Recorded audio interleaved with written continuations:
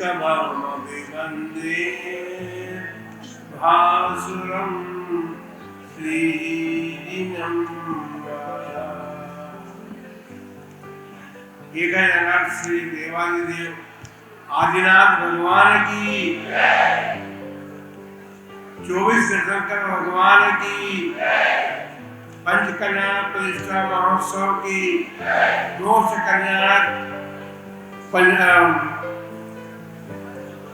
कल्याणक महामहोत्सव की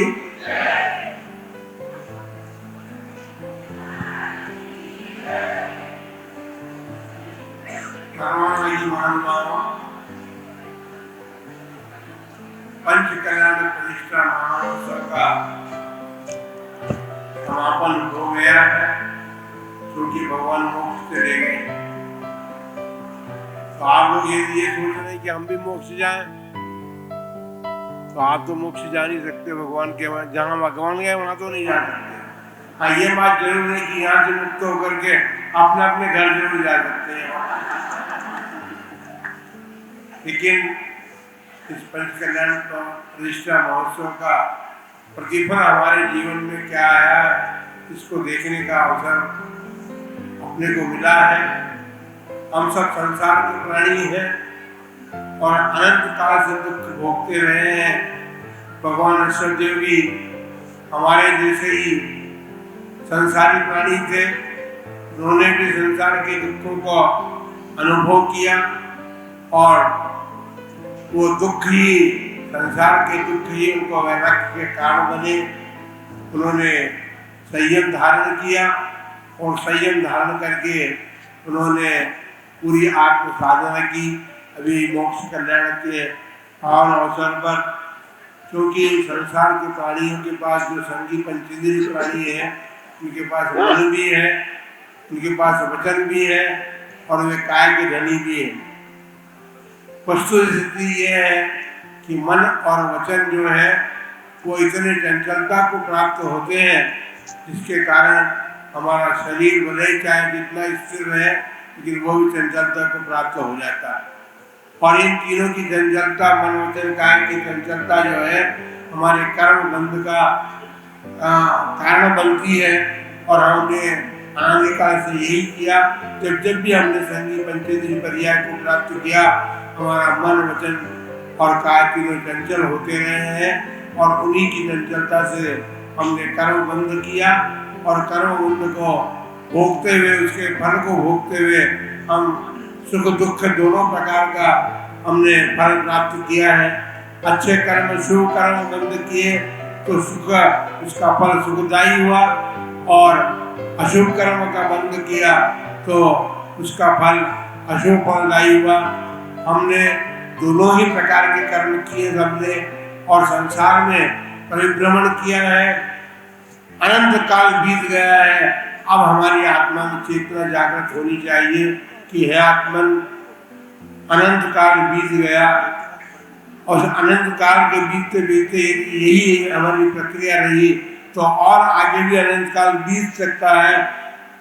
इसलिए अपने को इस पंच कल्याण प्रतिष्ठा महोत्सव से ये शिक्षा ग्रहण करनी है कि जिस प्रकार पंच कल्याण प्रतिष्ठा महोत्सव में हमने जिन दृश्यों को देखा, जिन भगवान ने अपने आयु के सारे निषेध समाप्त किए और सिद्ध अवस्था को प्राप्त कर लिया, इस काय को भी, जिस काय के प्रति संसार के प्राणियों का अत्यधिक प्रेम है और उसको संभालने में हमारा जितना समय व्यस्त होता है, वो सारा कार्य जो है वो संसार वृद्धि का ही कारण है।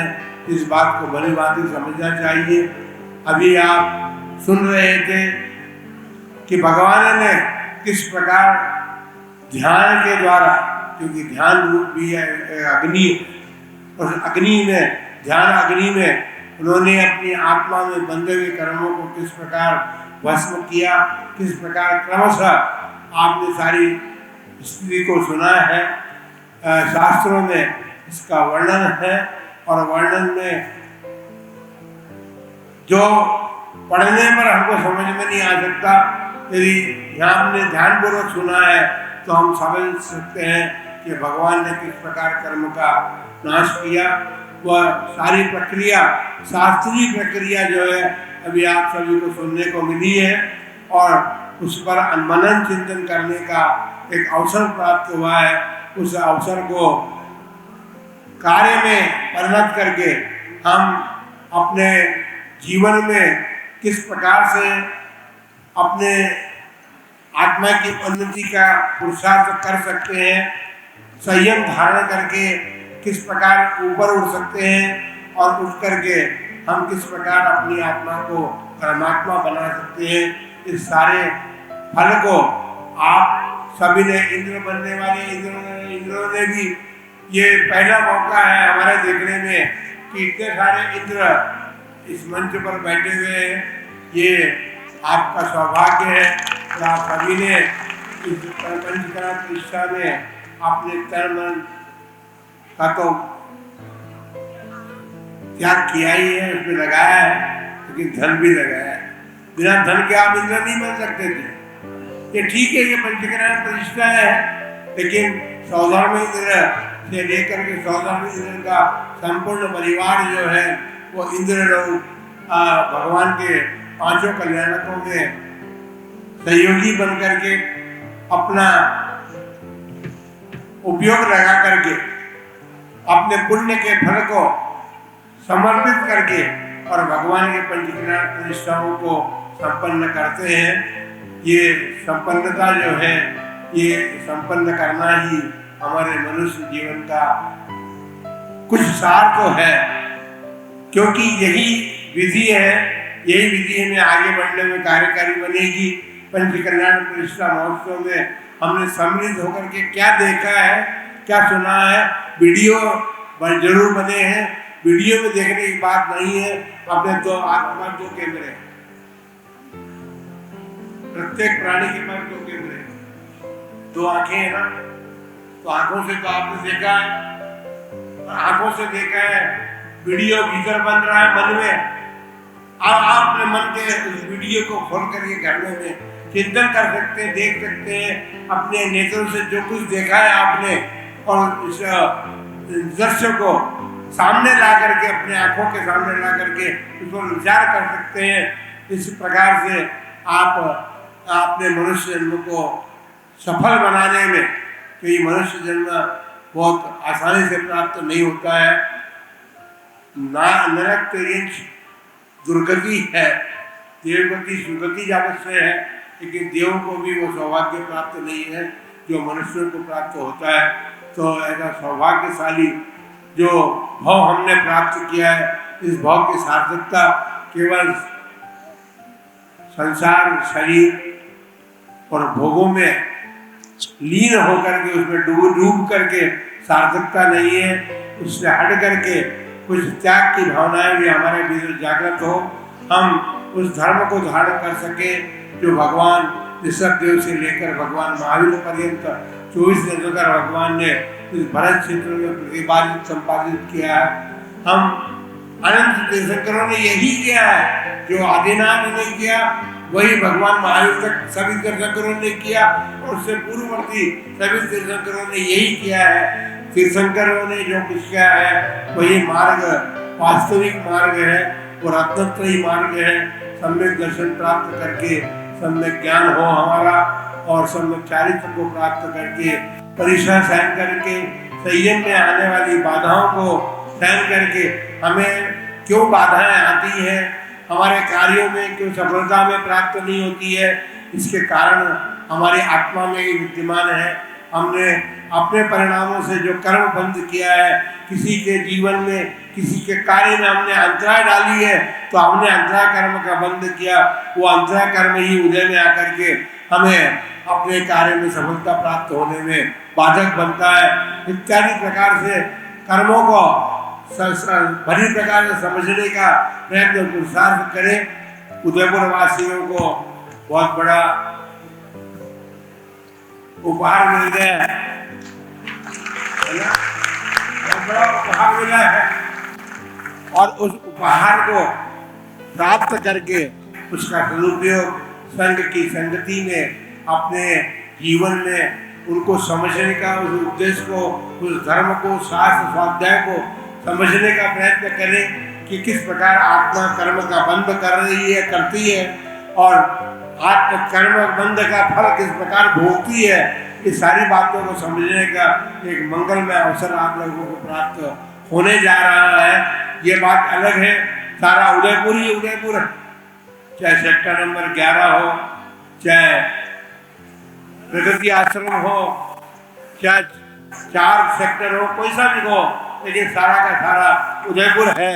और उदयपुर वासियों को, क्योंकि हम देख रहे हैं कि हमने जहाँ जहाँ भी अभी तक उदयपुर आने के बाद जहाँ जहाँ भी हमने विहार किया, जिस स्थान पर भी हम गए, लेकिन किसी भी स्थान पर ऐसा नहीं हुआ कि भैया 4 नंबर महाराज के 4 नंबर वाले जाने, ऐसा कभी हमने देखा नहीं। उदयपुर वालों ने सदुर लाभ लिया है और सब कुछ किया है।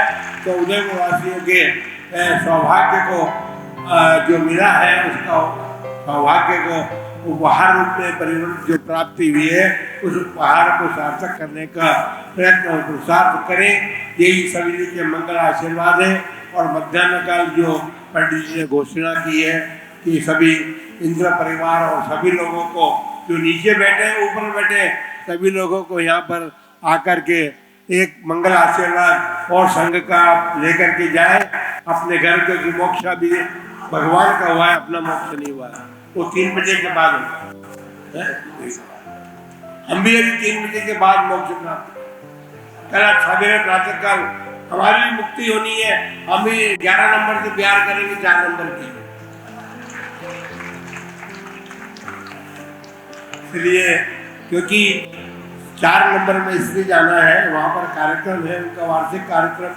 और उसके अतिरिक्त सबसे बड़ा कार्यक्रम तो ये है कि परम पूज्य प्रथमाचार्य चारित चक्रवर्ती आचार्य श्री शांति सागर जी महाराज के आचार्य पद का शताब्दी महोत्सव किस प्रकार मनाना है और सारे देश के आधार पर मनाना है, इस बात का संकल्प वहाँ पर होगा। राष्ट्रीय कमेटी का गठन भी होना है और सभी लोगों को उसका लाभ भी मिलना है। इसलिए उस कार्यक्रम के लिए हम 4 नंबर जाएंगे। फिर चातुर्मास स्थापना भी देरी है। अब यह कार्यक्रम 20 में होना आएगा 20 तारीख को।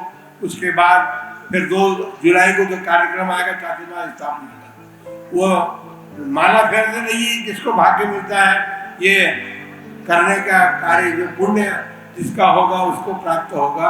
आप लोगों ने पुण्य अर्जित किया है, आप सभी के लिए मंगल आशीर्वाद है।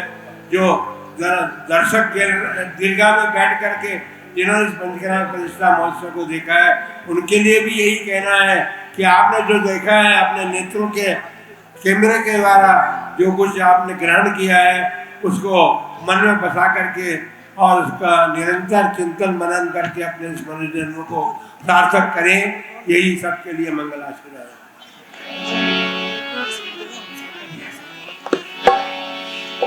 ये तो लगे